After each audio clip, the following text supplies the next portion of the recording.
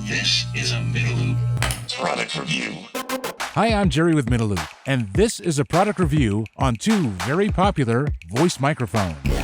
In today's product review, we'll be taking a look at the Shure SM7B, which has become the go-to microphone for podcasters. We'll be comparing it to the Electro-Voice RE20, somewhat of the industry standard in radio studios. We'll start out with an introduction, some basics on this class of microphone.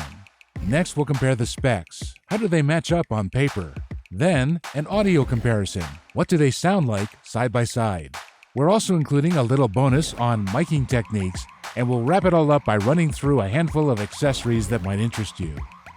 As always, neither of these microphones were provided by the manufacturer, nor did they sponsor or have any influence over what's said here today, with the possible exception being that we'll be showing some of their published specifications. If you find these videos useful, you might consider subscribing and liking, and if you want to be notified whenever we drop new content, tap that notify bell. There are so many microphones available on the market today. Even if you narrow it down to just voice work, there are thousands to choose from. We wanted a professional studio mic, one that's not too expensive, it should sound great for voice, and is pretty durable. In the end, we decided to test two mics that you'll probably recognize due to their popularity. Both of these mics have a cardioid polar pattern, which is perfect for recording voice. They're both dynamic, so they don't require phantom power, and like most professional microphones, they have an XLR balanced output. A quick note on that. Professional microphones are typically analog and cannot be plugged directly into a computer for recording. They require some sort of analog to digital converter. There too, you have lots of options, which we won't go into here today, but at Middle Loop, we use a small, inexpensive audio board which can handle multiple microphones. It has a built-in computer interface which works well for recording or live streaming a mix, or it can feed individual channels for multi-tracking. If you're interested, we've included a complete list of the equipment that we use at Middle Loop in the description. Okay, getting back to the microphones. The Electro-Voice RE20 has been around for over 50 years. Stevie Wonder used this mic in the 70s at Motown. Yet even today, if you go into a radio station, chances are this is the microphone you'll find there. I read a funny review that referred to it as the perfect mic that doubles as a hammer. That's of course a tribute to its durability. The SM7B also dates back to the 70s. Initially as the SM7, this mic was used on the Thriller album for most of Michael Jackson's vocals. The current version is the SM7B, which was introduced in 2001. I do want to mention that in the user guide of the SM7B, they reference using a signal booster, like a cloud lifter, if your system can't get enough gain out of the mic. There's also another version of the same microphone, the SM7DB, which has a built-in preamp. Both the cloud lifter and the SM7DB require phantom power. I will say that in our testing, we didn't find it necessary to boost the signal. The audio board that we use had plenty of gain on its built-in preamp. However, we did notice that the SM7B's output was slightly less than the RE20. The cost of the RE20 is about $50 more than the SM7B. Next, we'll compare the specs. How do they match up on paper? Both mics are dynamic and they have a balanced impedance of 150 ohms. The sensitivity of the SM7B is a little less, and as we said earlier, we noticed it had a slightly lower output as a result, but nothing too concerning. Both mics have metal cases and their weights are similar. We'll be covering frequency response and polar pattern in a moment. Shock mounts help to reduce noise if the mic stand or table they're sitting on gets bumped. The SM7B has a built-in internal shock mount. The RE20 doesn't come with one. Both have external shock mounts available for purchase. We'll run through a number of the accessories you can get at the end of this video. Although we consider both of these as being studio mics where you don't find much wind, windscreens are still helpful to prevent popping your peas. We'll explain more about that later when we go over miking techniques. Both mics come with windscreens. The SM7B comes with two different sizes, both external. The RE20 has a built-in internal windscreen. Plus, you can get a larger external windscreen as an accessory. Both of these mics have a switch to roll off the low end. The SM7B also has a mid-presence boost. But for today's video, we have these filters switched off for a flat response, which is typically how we have them set when recording dialogue. We record flat and do our processing in post-production. Now, if you're not familiar with frequency response, This chart represents the entire spectrum that the human ear can hear, anywhere from 20 Hz to 20 kHz. Of course, it varies from person to person. The human voice starts at about 85 or 100 Hz in men, and if you include harmonics, goes as high as 17 kHz in women. Harmonics are responsible for a lot of the tonal qualities you hear. Here's the frequency response for the RE20 in blue. No microphone can pick up all frequencies equally. If it did, this would be a perfectly flat line. As you can see, the RE20 drops off slightly between 300 and 400 Hz, but for the most part, it's fairly flat, until about 1100. Then it gets a little bumpy up to around 10K when it starts to drop off pretty significantly. Now let's look at the SM7B, here shown in pink. It's pretty consistent from 100 Hz to 400, where it rises slightly up to around 1K. Then flattest can be up to 4K, when it gets pretty bumpy up to around 13K, and then it starts to drop off.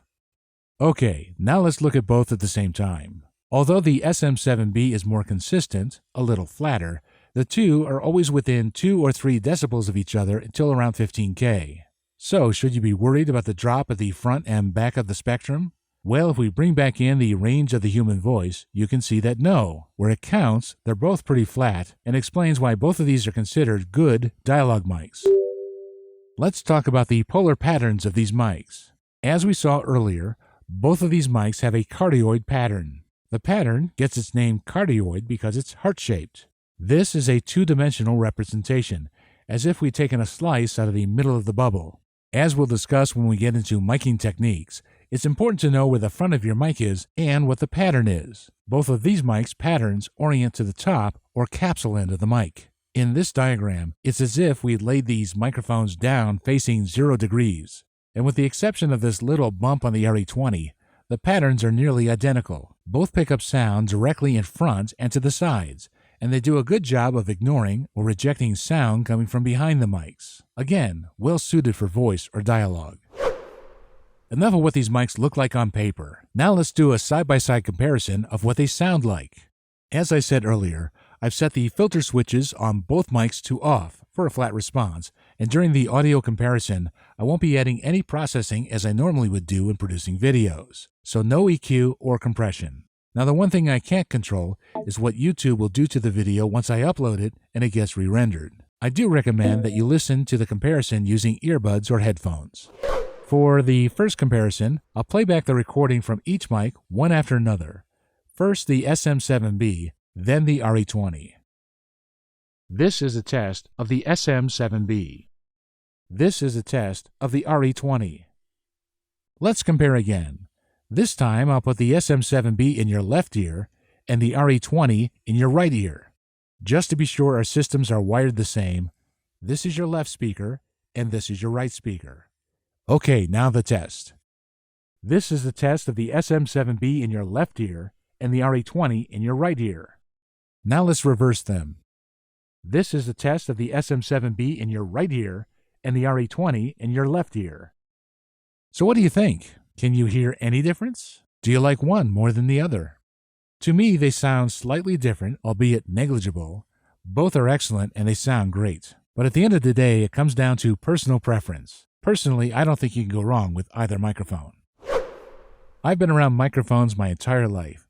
My father a disc jockey when I was growing up, and I think I was in my first commercial at age 5. And I've been around microphones ever since. Of course, microphone placement can vary greatly depending on the application. The technique I'll be showing today is what I use in the studio. When I developed this method, I wanted the best possible sound quality, but I also wanted to reduce the chance of popping Ps, and I wanted to be able to look straight ahead at my copy or computer screen without the mic getting in the way. As I said earlier, it's very important to know your microphone and its pattern. Both of these mics have a fixed cardioid pattern and are designed to pick up sound from the end. Some mics pick up from the side, and then there are others that have a switch where you can select the pattern. The point here is that you need to know your mic and how it should face you. I've seen plenty of podcasts where the host was talking into the wrong side of the mic and you can hear more room noise than host. Popping your Ps are also referred to as plosives. Let's see if I can illustrate. Popping your Ps. Peter Piper. The way a microphone works is that the diaphragm inside the mic is set in motion when it's hit by sound waves. These tiny little movements are converted into an electrical signal. But when we talk, Certain words, particularly those starting with the letter P, and sometimes the letter B, D, or T, can cause little puffs of air to come from your mouth. The puffs of air tend to come straight out of your mouth and slightly downward. And if the air hits the diaphragm, it will cause it to move big time, overwhelming it, creating the sound you hear. To avoid this, you could do a couple of things. You could add a windscreen or a pop screen. These either go over the microphone or between the mic and your mouth. Essentially, they allow sound waves to pass, but they block the wind or puffs of air. The other way to help prevent popping your Ps is through mic placement. How many times have you seen the microphone placed directly in front of the mouth this way? Or worse, on a table stand positioned below the mouth. Perfect for popping your Ps. My preferred method is to put the microphone on a boom and position it above the mouth and to the side, pointing it down towards the mouth. This way, any puffs of air that are generated downward are directed away from the microphone, and I position it to the side so that I can still see straight ahead at my copy or computer screen. This is the method that I use. It seems to work best for me, and I've been using it for years. Now let's talk about shock mounts. Whether you're using a mic stand that sits on the floor or a table mic, any vibrations on those surfaces can easily travel to the microphone and can be heard on your recordings. Shock mounts help to prevent it by absorbing the vibration before it reaches the mic. As I mentioned earlier, the SM7B has a built-in internal shock mount, and the RE20 doesn't come with one. You can get external shock mounts for both. We've included links to a number of accessories in the description. We've already mentioned windscreens and shock mounts, but you'll also find carrying cases, a mic boom, and cables. So that's it for today's video. If you haven't already subscribed, it's a great way to keep up with our other product reviews and tutorials. And if you'd like to see more videos like this, tap that like button. Thank you and have a great day.